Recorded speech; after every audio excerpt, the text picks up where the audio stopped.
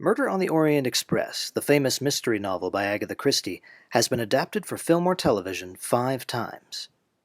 Another classic novel, 450 from Paddington, has been adapted 6 times. And Then There Were None has been done somewhere between 7 and... who the hell knows? Okay, we get it. And then there were none. Yeah. So, when books are adapted multiple times, you can spot consistencies and variations among the characters and plot devices, and get a rough idea of what happens in the book. But what about the lesser-known stories, the ones that only ever got one adaptation, if that? How accurate are they to the source material? What do they change, and how does it affect the plot? Today I'd like to discuss the 1996 television adaptation of Agatha Christie's Dumb Witness. Dumb Witness, aka Poirot Loses a Client, was first published in 1937. It was the 14th novel to feature Christie's famous detective, Hercule Poirot. Please note, it's pronounced Poirot, not Perot. This is Perot. This is Poirot. Hercule Poirot. Pardon? Poirot. Hercule Poirot. French, eh? Non. Agatha Christie's Poirot, starring David Suchet, ran from 1989 to 2013, ultimately adapting all 33 Poirot novels and 50-something short stories. More or less.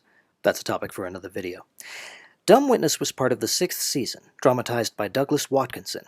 Let's start with a comparison of the first act of the book to the first act of the film. Please note, a spoiler warning is now in effect for both. The book introduces us to the wealthy Emily Arundel, who lives in a small English village with her kind but ditzy companion, Minnie Lawson, and her dog, Bob. Oh my god, he's so cute! Sorry. Emily's relatives come to visit for the weekend. They include her nephew Charles, her niece Teresa, her niece Bella, Bella's husband Dr. Jacob Tanios, and Teresa's fiancé Dr. Donaldson. Emily suspects her relatives are only being nice to her so they can ask her for money, which they do. They state outright to each other that they wish Emily would die so they can inherit her money. Charles even tells Emily to her face that someone will probably murder her. Subtle. At night, Emily gets out of bed, trips, and falls down the stairs. The accident is blamed on Bob for leaving his toy ball at the top of the stairs. She must have stood on it and lost her balance. But Emily knows she put the dog's ball away. Then let's not blame the dog right away. And realizes someone is trying to murder her.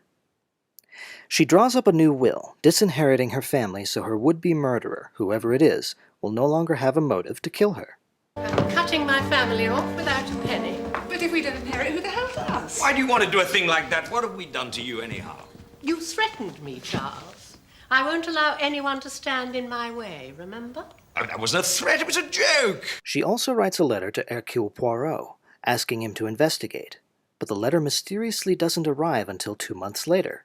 Intrigued, Poirot and his friend Captain Hastings, who now takes over as the story's first-person narrator, drive down to visit Emily, but they learn she died 2 months ago, just after writing the letter. Okay, now let's take a look at the adaptation. The film version of Dumb Witness opens with Bob observing the killer setting up the attempted murder of Emily on the staircase, cluing us in that Bob is the titular dumb witness, dumb in this case meaning unable to speak. Then we go to Poirot and Hastings arriving in town to see Hastings' friend Charles Arundel, yes, that's right, trying to set a boat speed record. Emily is there along with the other relatives. Bella and Jacob's children, Mary and Edward, barely make an appearance in the book, but are present in the film from the beginning.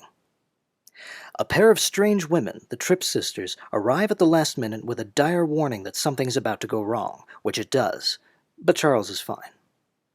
The family gathers at Emily's home, where they politely ask Emily for money. No, Charles, I will not give you more money. Now look here, Aunt Em. I'd do anything to keep this project alive, and I won't allow anybody, not even you, to stand in my way. The Tripp sisters give another supernatural warning of death and chaos, and that night Emily has her accident on the stairs. In the film, it's Poirot who advises her to make a new will, believing this will keep her alive long enough for him to find the attempted murderer.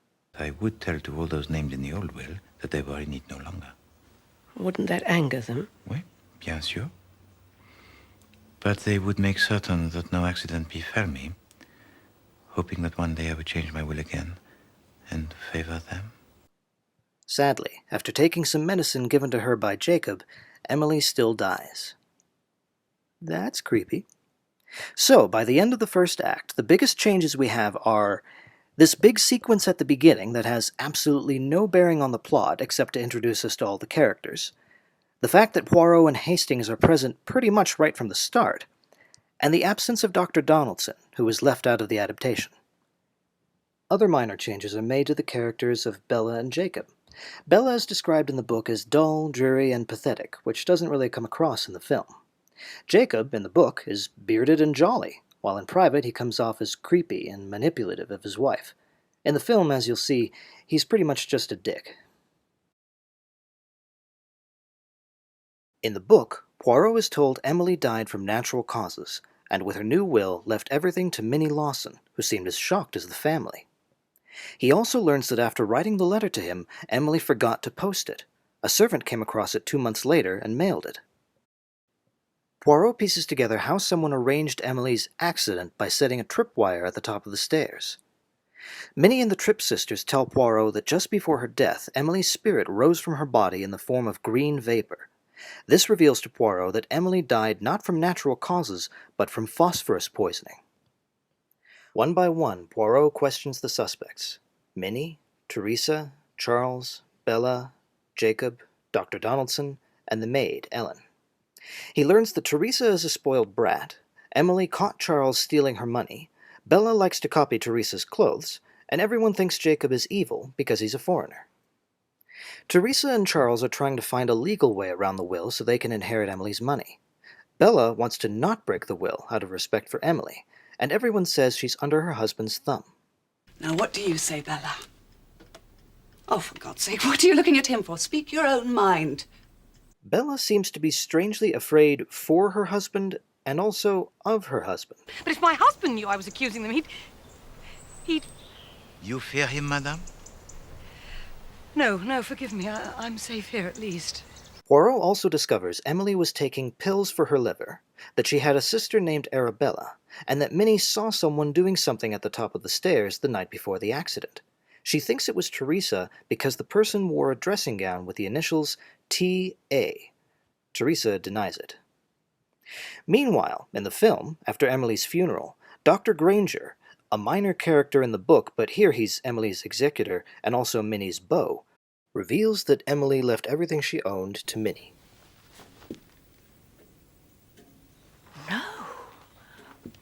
No, she mustn't. That would not be my reaction. Poirot starts to question the suspects and learns about the person seen by Minnie, and also Bob, whom Poirot ends up having to take care of. Apart from Minnie, all the suspects' motives differ slightly from the book. Here, Charles is obsessed with setting speed records, while in the book he's just a gambler. Book Teresa has freakishly specific ideas about living, which involve extravagant parties and vacations, whereas... With any luck, he'll revoke the new will. And I'll be able to afford a decent place to live in. The Tripp sisters decide to have a séance to contact Emily so she can tell everyone who her murderer is. Honestly, why isn't every murder mystery solved this way? His name is Robert Arundel. Except none of the suspects is named Robert Arundel. Oh no, wait, there's Bob. Wait. What? Getting back to the book, Poirot says he knows who the murderer is, but has no proof. Hastings suspects Teresa of setting the booby trap and her fiancé of poisoning Emily by... well, we're not sure yet. Suddenly, Bella disappears, along with her 2 children. Jacob says she has persecution mania, that she suspects him of having murdered Emily and intending to murder her. Mr. Poirot, I'm so frightened. Poirot finds Bella hiding with Minnie, who has decided to provide for her for the sake of her children. Poirot helps Bella stay hidden, but she won't tell him why she's sure Jacob's the murderer.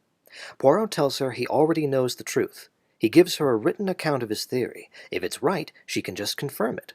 She calls and tells him his theory is right and asks to meet him. Before they can meet, she's found dead, apparently from an accidental overdose of sleeping medication. Hastings remembers that Bella bought that medicine on orders from her husband, who denies having prescribed it. Oh, and Poirot's written solution is found burned in the fireplace, so it looks as if the murderer has destroyed all the evidence except Poirot's knowledge. This is the part of the story that differs most greatly between the book and the film. First, we have a nighttime break-in by two masked robbers. Then we have our second death, but in the film, it's not Bella, it's someone else. Minnie tells Dr. Granger about the night Emily died. Green. From her mouth. Granger suspects Emily was poisoned with phosphorus and starts to investigate. That night, someone murders him by... What? No, that's not how carbon monoxide poisoning works. Anyway, fortunately, Minnie repeats the phosphorus clue to Poirot. It's Granger's death that prompts Bella to leave Jacob, whom she's already accused of beating their children, which isn't difficult to swallow, given what we've seen. Come Children, to your rooms. I said go! Who was that, Bella? John Granger. What did he want? Nothing. You tell me now! What did he want? In the film, Poirot and Hastings actually help Bella escape from Jacob, but here they take Bella and the children to the Tripp sisters instead of Minnie's home. Poirot is still struggling to work out who the murderer is, but with a little help from Bob, he solves it. Now, if I've piqued your curiosity and you want to go read the book or watch the film and solve the mystery for yourself, here's where you need to stop watching this video. Final spoiler warning. Many Agatha Christie books can be classified by those who have read them as the one where the blank did it. For example, you could have one where the butler did it. George, you're not saying the butler did it. Except Agatha Christie never did that. Or did she? Anyway, Dumb Witness is the Agatha Christie novel where the victim did it. No, not that victim. No, not that one either. It was Bella. Bella Tanios is the murderer. We were set up to think she knew the murderer's identity and was silenced, as is done in many other crime stories, but no. Bella was the one and only culprit. When he reveals the solution, Poirot turns many a plot point on its head. Bella bought that sleeping medication in order to murder her husband, Jacob, easier than divorce. The reason she was so afraid was that she feared her crime would be discovered. She covered it up by pretending to be afraid for her husband, then changed her mind and pretended to be afraid of her husband. The reason she didn't want to contest the will? It wasn't because she respected Emily's wishes, it was because she wanted Minnie to put Bella in her will. Then she'd murder Minnie, too. Poirot knew all of this. He wasn't helping Bella stay safe from Jacob. He was helping Jacob stay safe from the woman who wanted to kill him. When Bella learned Poirot knew her secrets, knew that she'd done one murder and planned to commit more, she killed herself. The best thing about a Christie novel is all the twists and payoffs that occur in the last couple chapters. It turns out Charles and Teresa acted so suspiciously because they suspected each other.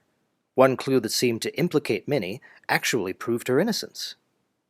In the film, sadly the only twist they incorporate, apart from the fact that the poison was in the liver capsules, is the revelation that the T.A. in the mirror was actually A.T., Arabella Tanios.